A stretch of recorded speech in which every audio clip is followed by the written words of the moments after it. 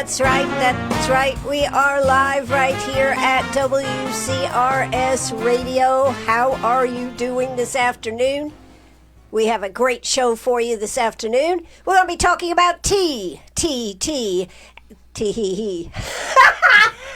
We're going to be talking about tea. The DAR, the Daughters of the American Revolution, have planned a tea. It's really the kickoff event, really right here in Greenwood. I think it's the first event that is going to be held, kicking off our 250th anniversary right here in Greenwood. Now, a couple of years ago, they did a tea, and they had such good success, they said, let's do it again. So we're going to be talking about, and this really is not just a tea. It's an event, folks. It's an event that you need to sign up for. So today, I have two very special guests with me to talk about this. We have Stephanie Bowen. She is the regent for the Issaquena chapter of the National Society of the Daughters of American Revolution. And actually a newer chapter. You may not have heard of this chapter, or you may have, because they're always out there doing good things.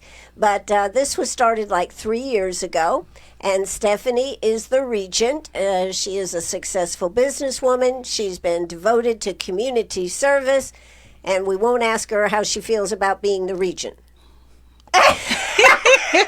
I enjoy being the regent. You enjoy being the regent. Okay. Anyways, it's a lot to do. It's a lot to organize and everything. So she works very hard at that. She got a prestigious award from Duke Energy for public service. And that award recognizes individuals who set a standard and foster a culture of citizenship, service, and community responsibility, and who display strong moral values such as integrity and stewardship. So, Stephanie, welcome to the show this afternoon. Thank you for having me. Absolutely. And then we have her cohort here with her, Karen Petit. Karen is the Vice Regent of the Issaquena chapter and Chair of the Public Relations and Media Committee for the whole state of South Carolina's DAR. She is a writer at Lander University. She grew up in Greenwood, and she's an award-winning newspaper reporter, but I like to say she's also a nationally nominated author of her book about Louis and the DAR, Louis and the American Revolution. We'll be talking about that. The name of the book is Celebrate America, The People Declare Independence, which is the first book, and she has been nominated. She's a finalist for a Children's Book Award by the Dog Writers Association of America, and the person who did the illustrations, Bonner Abercrombie, has been nominated for 2 awards. So, if you haven't gotten this book, you need to get this book. So, how are y'all doing today? It's a great day, Anne. Anytime we can be with you, it's a great day. And we're planning a tea party. It doesn't get better than that. Absolutely. Well, you remember we used to say that. It's a great day in South Carolina. Yes, we that did was used Nikki to say Haley's. that. That's true. That was her slogan. I think every once in a while you can catch somebody at a state office saying that, but not very often. Not very often. So, Karen, this was really one of your brainchilds from several years ago. You did one 2 or 3 years ago. It was in December of 2023, and in advance of that, that was the 250th anniversary of the Charleston Tea Party, which was the first tea party in America. Come on, we all know it was the Boston Tea Party was the first one. No, we're going to have to correct you on that. No, it was Charleston, and Boston came several weeks afterward, and then there was an Eden Tea Party in North Carolina with ladies. But our thought was, we're here in South Carolina. It's where the first Tea Party took place, and let's celebrate that great history. And we did that in 2023. We were going to have another Tea Party in 2024 to mark the 200th anniversary of the return of Lafayette to America. Hurricane Helene had other ideas for us and just kind of blew the Tea Party off the map. So we regrouped and we decided let's have it in January and kick off a spectacular year, and that's what we're doing.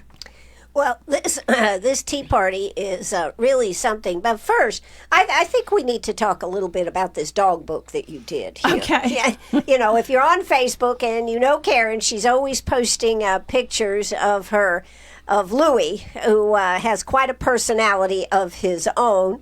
He is the star of the book, and you just got nominated, right? Tell us about that. Our book, Celebrate America, the People Declare Independence, came out in February. It's the first book of a trilogy on the American Revolution for children. And so the first book takes place in the days leading up to the announcement of the Declaration of Independence. And so I had the idea from a friend who suggested, why don't you write a book about the American Revolution? And I thought, well, I don't know how I can do that because all of my other books have featured dogs, and my current dogs, Lady, who's a standard poodle, and Louis, a Bichon Frise, really weren't fit for war. And so the more I thought about it, though, Louis creates so much chaos at home, he was a perfect fit for the chaos of war.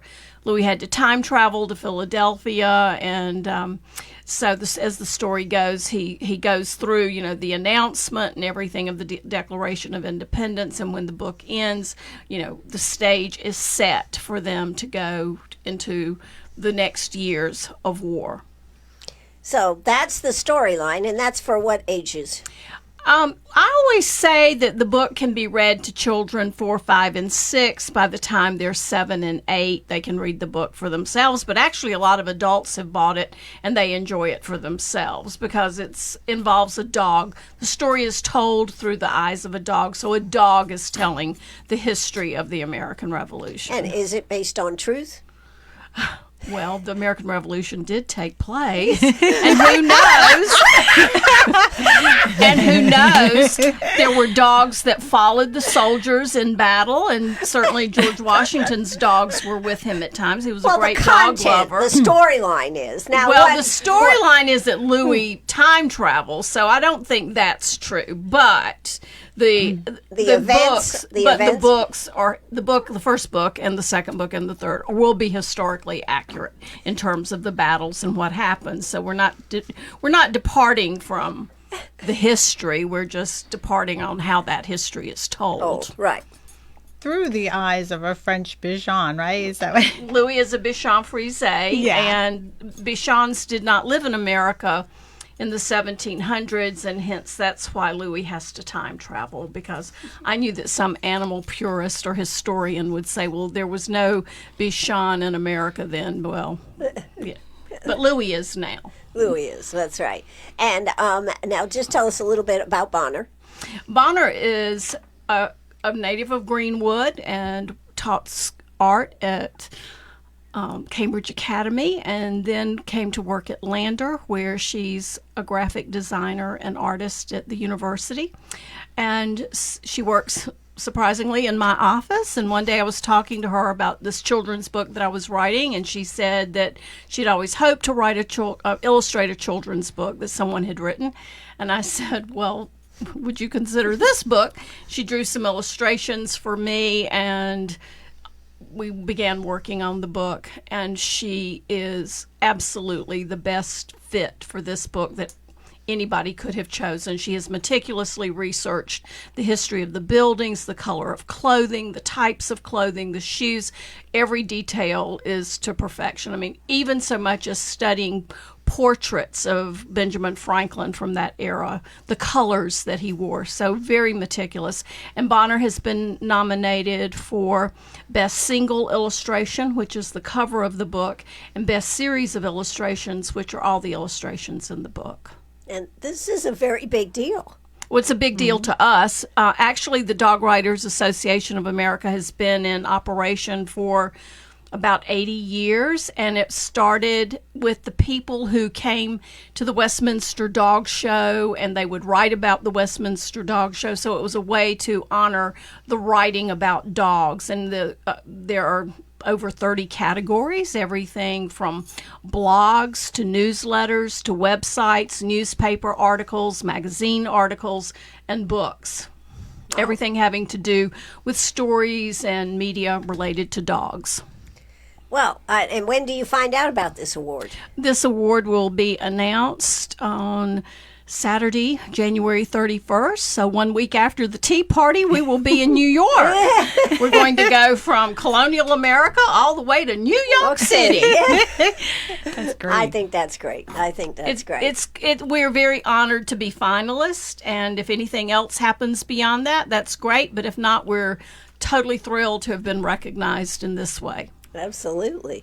Well, that is terrific. Now, and that's also the Westminster Dog Show will be going on at that time too, right? Yes, the awards show for the Dog Writers Association is held in conjunction with the Westminster Dog Show. So Bonner and I are hoping to get in some events related to that, particularly the agility trials. We think that will be very interesting and a lot of fun to see.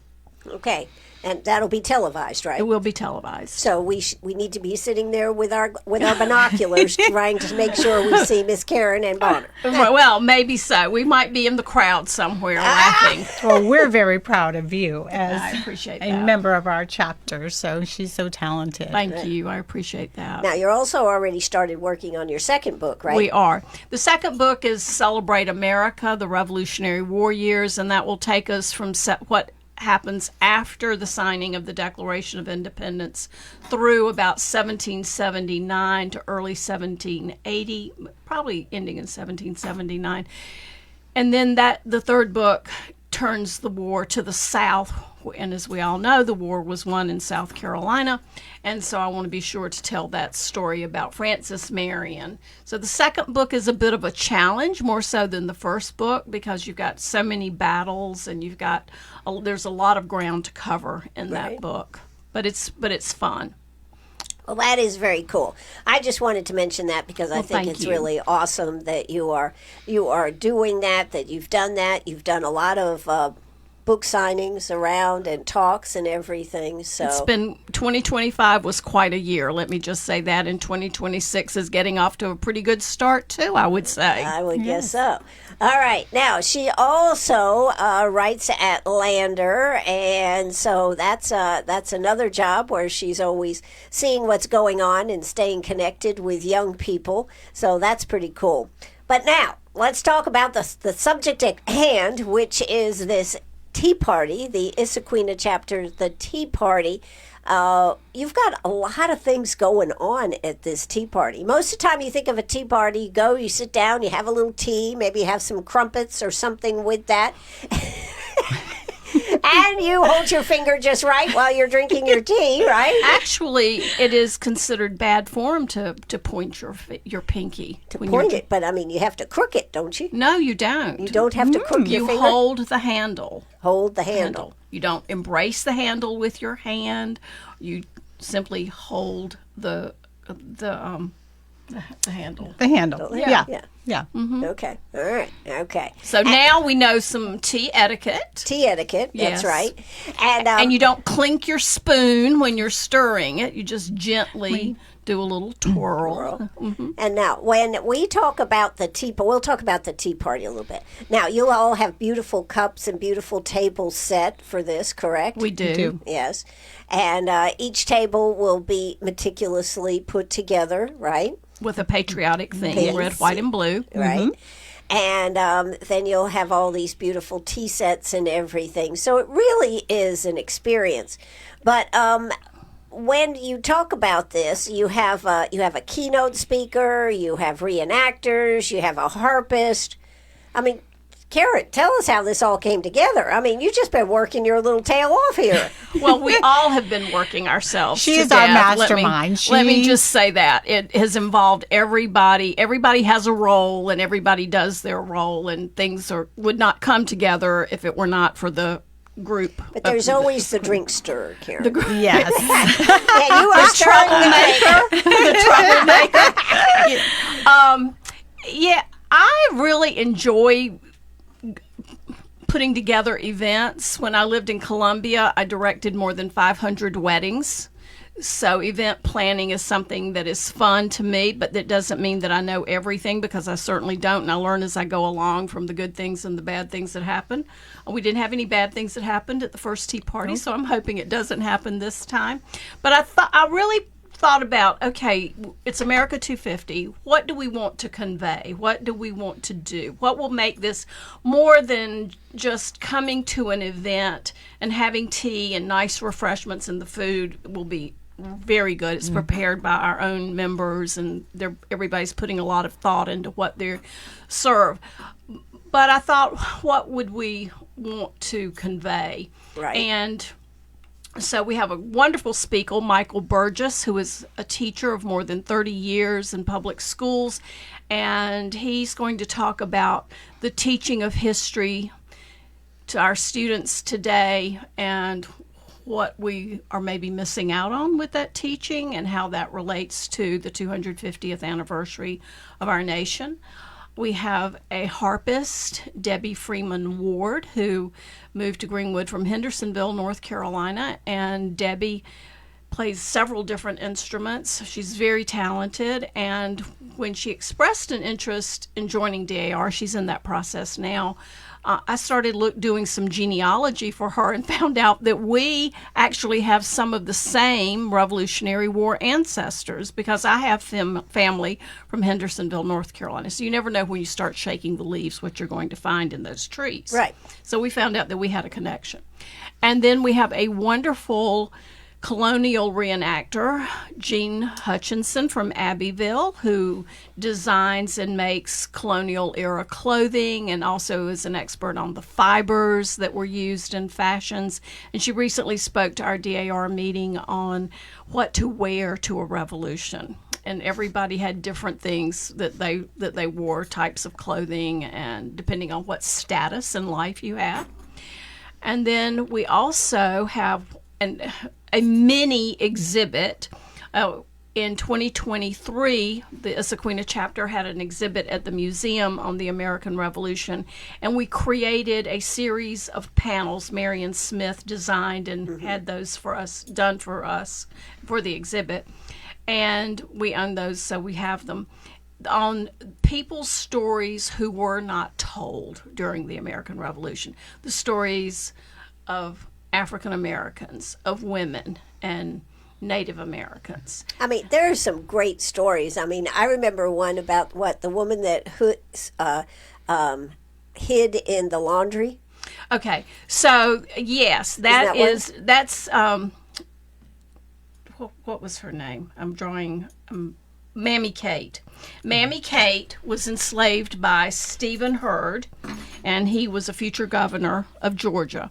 And he was captured by the British and sentenced to death.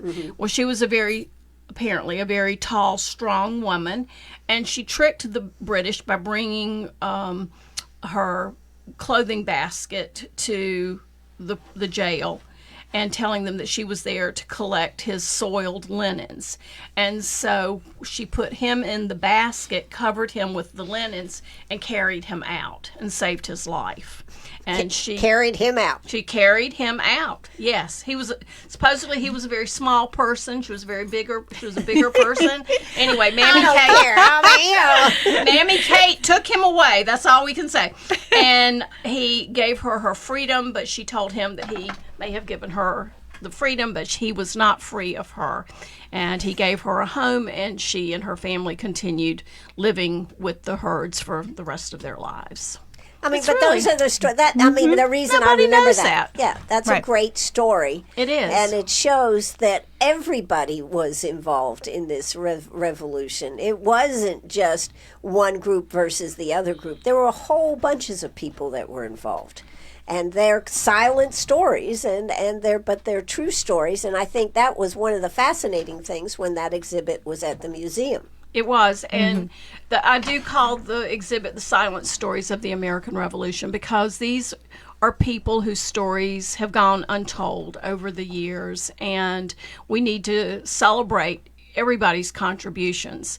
In fact, I dedicated the Louis book to the men, women, and children, because everybody had a role in securing our liberty. Children would take care of younger siblings while their mothers ran the houses, worked in the fields, and kept the home fires going, literally. Yes. Sometimes the women would leave and spy and travel in the middle of the night to deliver messages to patriots about where the British were.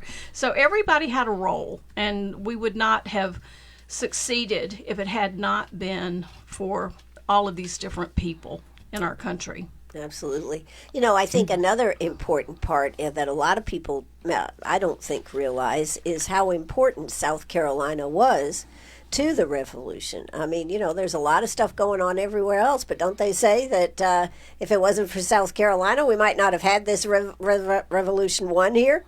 That's exactly right. Yeah. The soldiers in South Carolina wore the British down. And by the time they left South Carolina, I don't think they had as much zeal for the war as they had in the beginning. Are you saying we talked them to death? No, we didn't talk them to death. We ran them to death.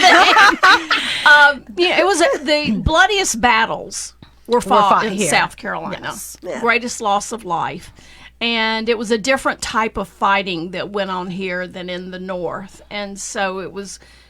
Francis Marion is credited with guerrilla warfare because they fought in the swamps, and the British were not accustomed to this. It was a very different type of fighting, and so it was 96. The siege of 96 was a major turning point, right, in the war.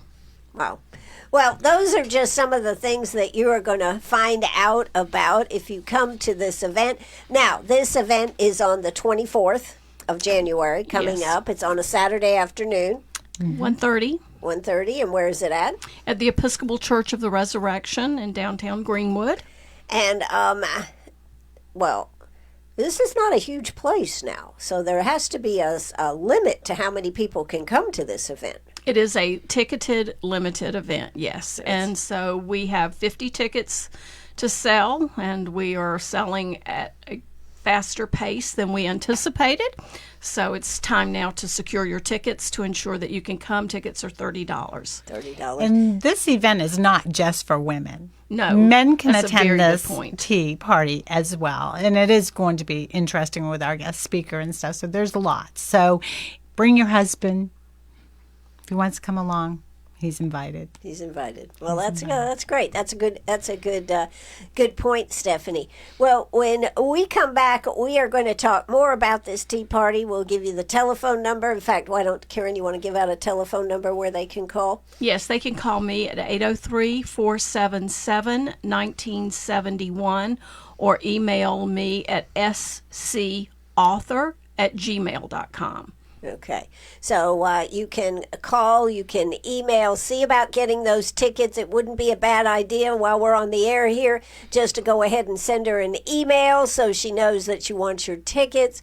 We are going to take a quick break right here. We'll be right back. If you are on Facebook, you will hear some music. If you're on the radio, you are going to hear... What are you going to hear? You're going to hear some commercials that keep this all going. So don't you go away. We'll be right back. This is WCRS Radio. Let's take it away with a little music.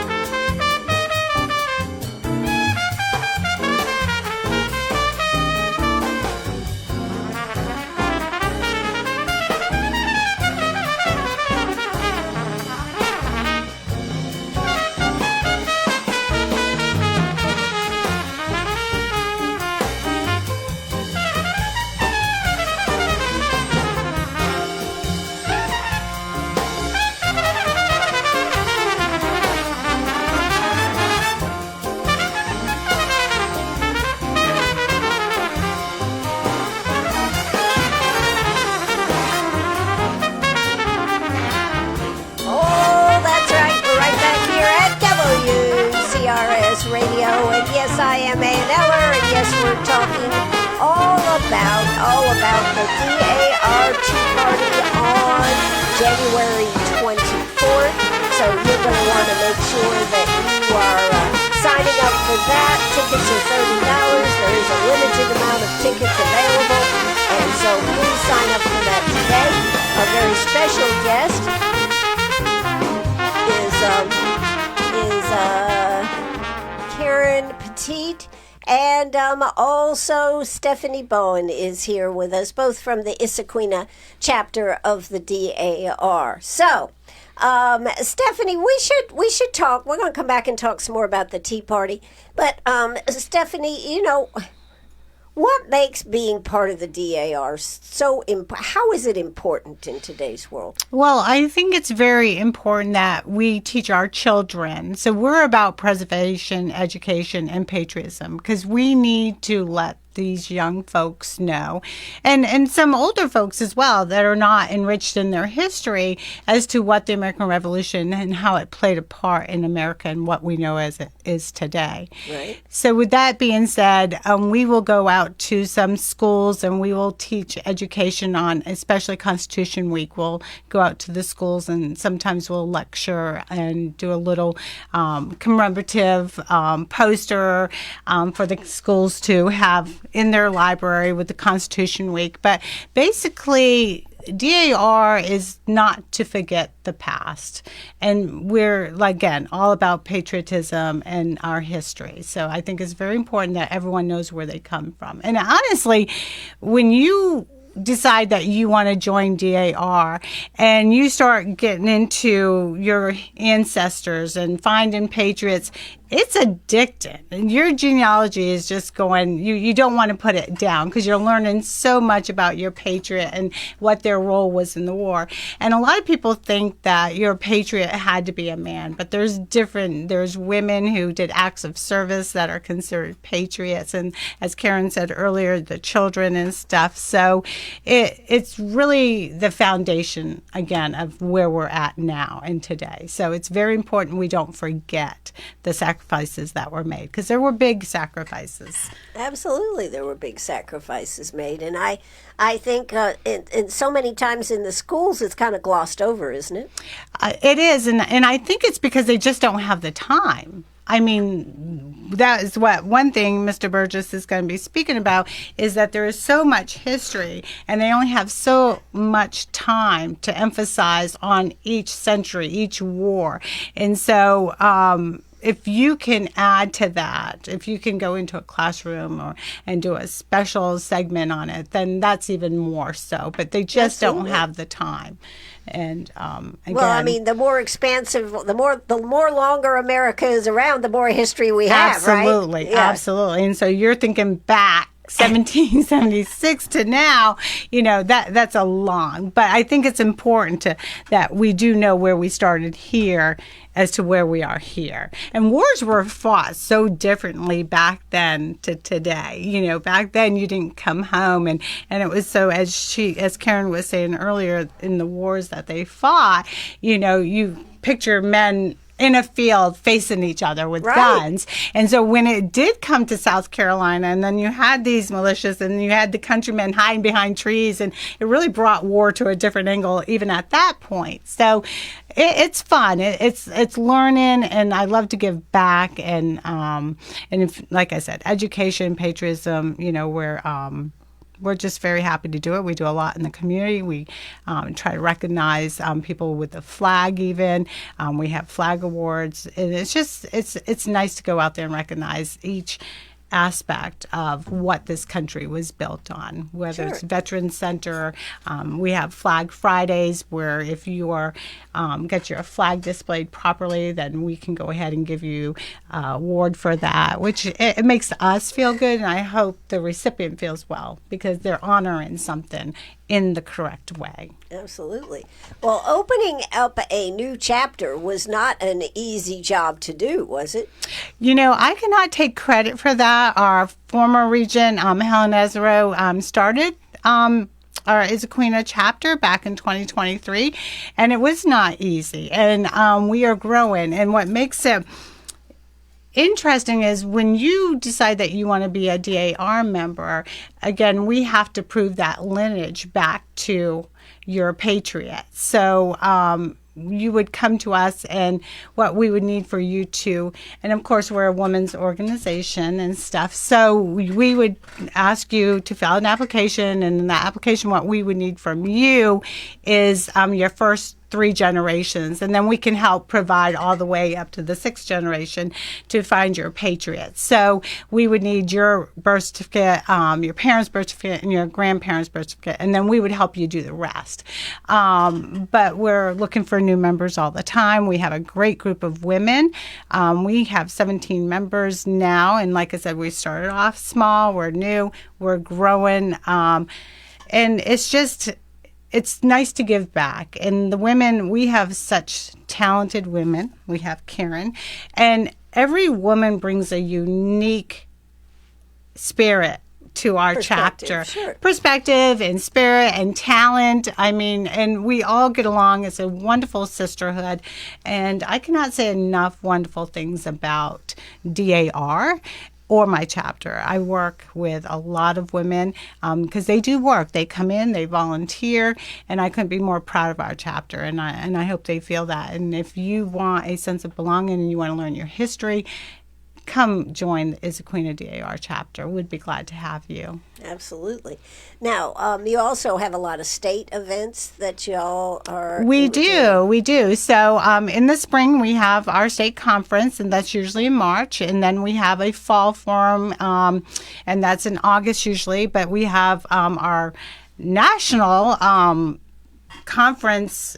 That's usually, I want to say, the end of June. And that I got to go last year, and it was phenomenal to have all these women and the pride, and it's just wonderful. And that's in Washington, D.C. That's in Washington, D.C., absolutely. Right. Yes, and it's you can go for the week. I went from Thursday to Sunday. It's a lot of walking around. It's a lot of learning, but it's a lot of fun to be with a group of women who are looking to preserve this country's history. It's just fascinating.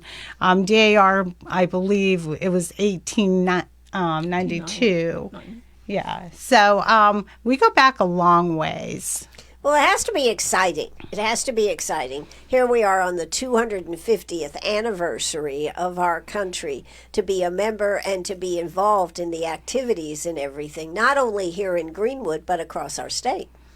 It's a sense of pride, and it's going to be a big year, like you say, across the state, nationally.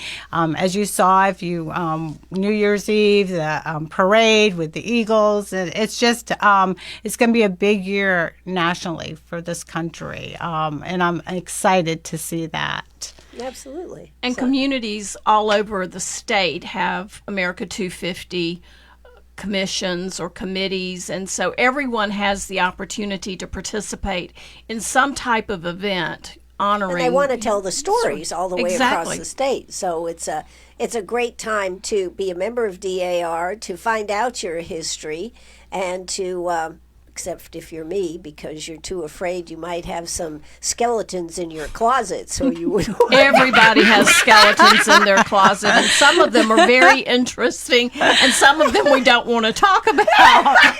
They remain in the closet.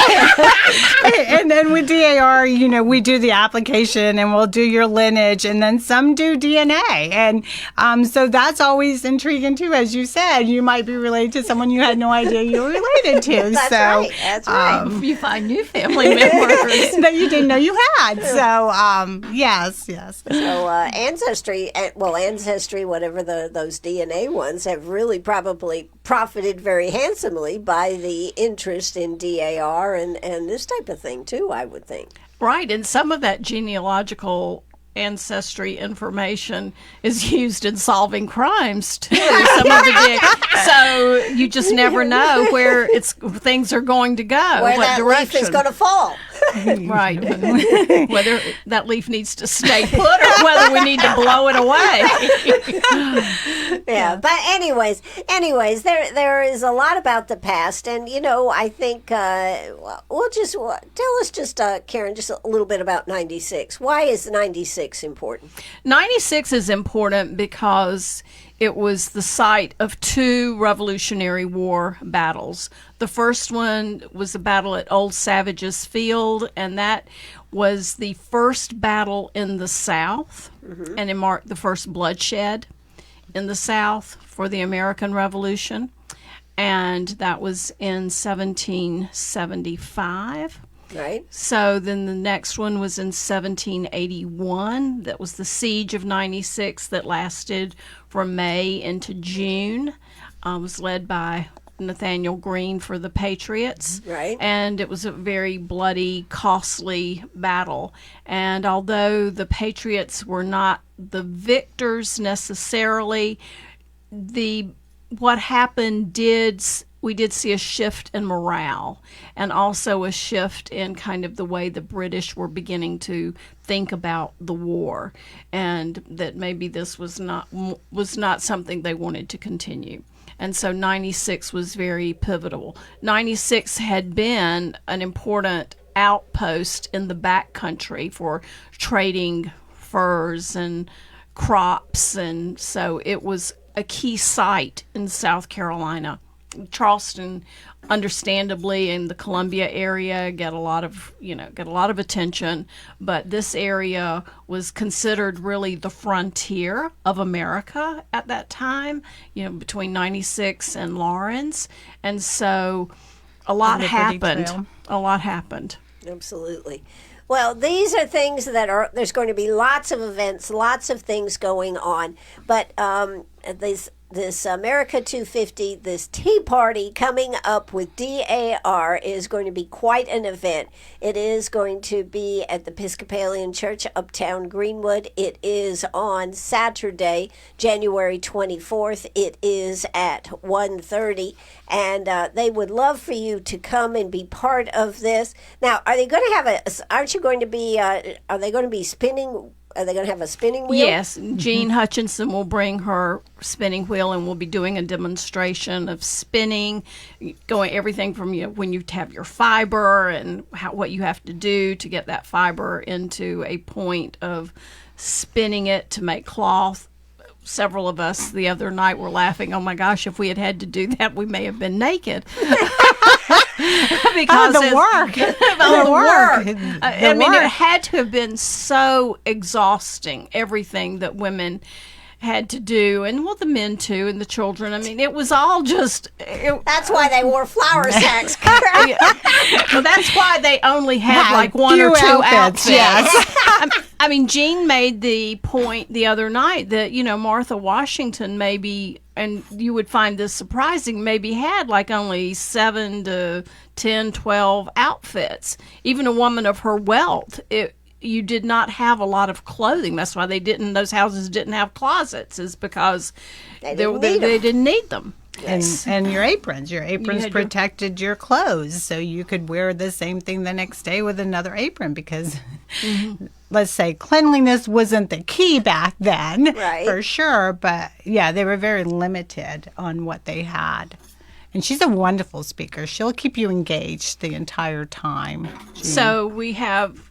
I call the Tea Party an experience. I mean, the Tea Party is experience. Yes, because we have obviously we have the guest speaker and we have the food, but we also have the harpist, and that's authentic music, which adds just such a lovely background to the day. So that's going to be music of the 1780s. I don't know the playlist. Okay, but I mean, is it supposed to be music from that? It's something that people could probably identify more recently. Oh, but, okay. Well, that's what. Okay. But the harp was an authentic musical instrument at the time, and it just adds an ambiance to the event. Absolutely.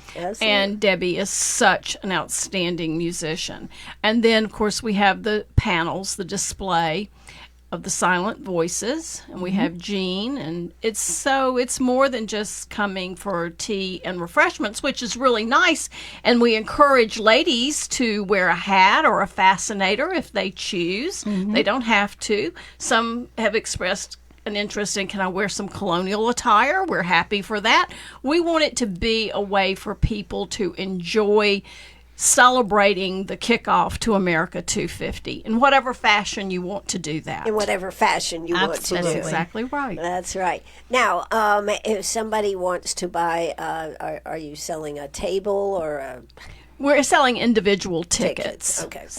And those, as you mentioned, are $30 each, which really is a bargain. I mean, it may sound like a lot, but we go out to dinner or somewhere and we spend $30 a person, and we don't necessarily have an experience. Yeah. So I think it will be I think it's going to be a fun day, and people will have the opportunity to mingle with other people in the community, maybe meet some new friends, and hear a very engaging speaker, Michael Burgess. I've heard him speak 3 different times. His 5th great-grandfather was a patriot who was killed at the Battle of Kings Mountain, James Williams. And 1 year later, James Williams' 2 sons, who were teenagers, one was like 14, 15, the other one was 18 years old, were killed at the massacre at Hays Station. So it's a family that really gave a lot for the freedom of our country.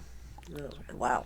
Well, this is something that you're going to want to sign up for. Now, Stephanie, you are going to have some people from the state office coming to this event. Yes, we are. So we'll have our state regent, Alice Caskey. She's a wonderful woman. And actually, part of our slogan is "Let's Celebrate by George." And that is, and so each year or each term of a state regent, they all have something that's their motto. And hers is "Let's Celebrate by George." And George Washington was her choice of patriots.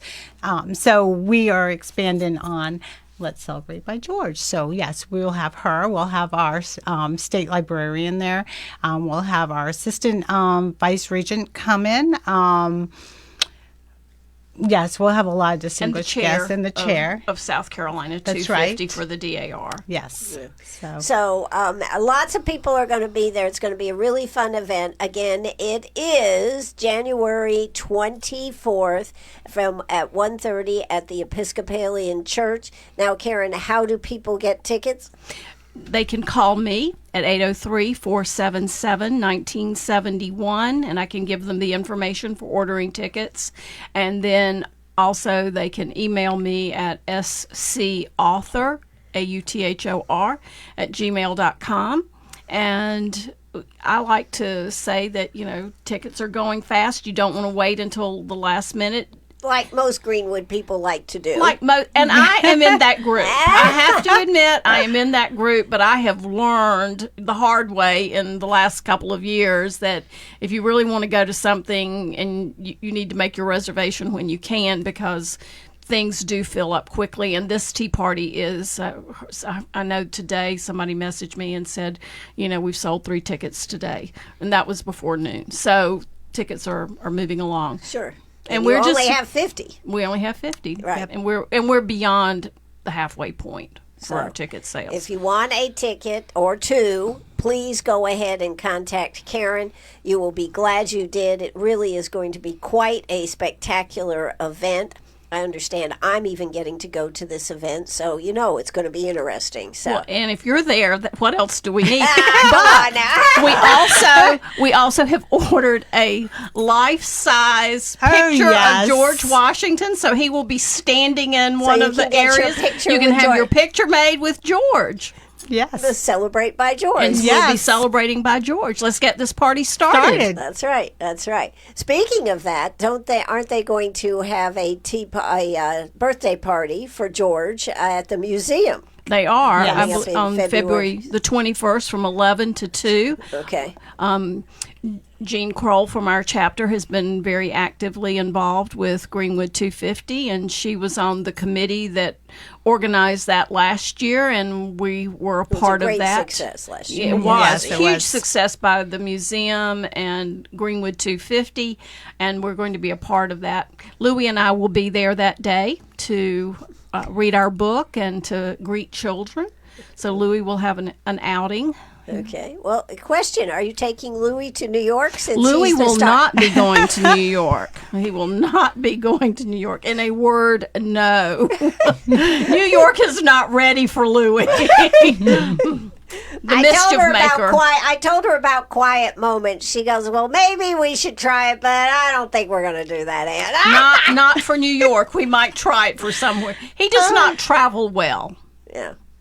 He does not travel Gets well. too excited about getting there. He does. He Yes. wants to be there and out of the car and greeting everybody. Right. And I can't drive as fast as he wants me to get there.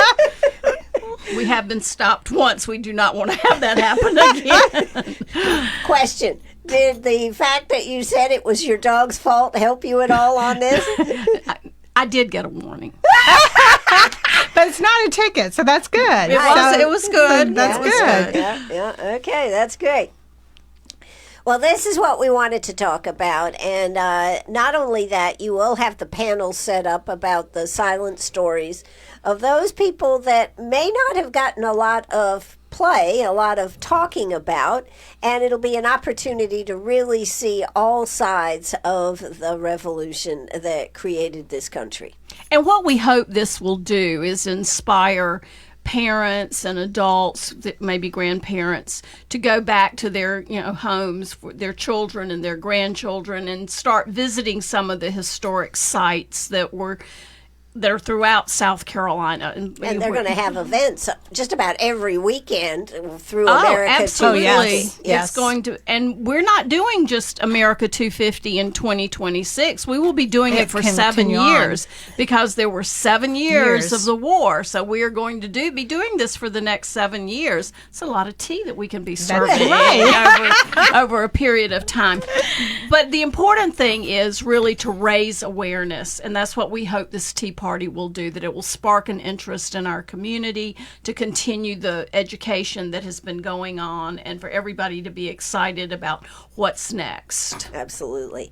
Well, I think one thing we need to go back and address that we sort of addressed it in the beginning, but not really, the story of the Charleston Tea Party and how smart the women were there. Who's going to tell us the story of the Charleston Tea Party?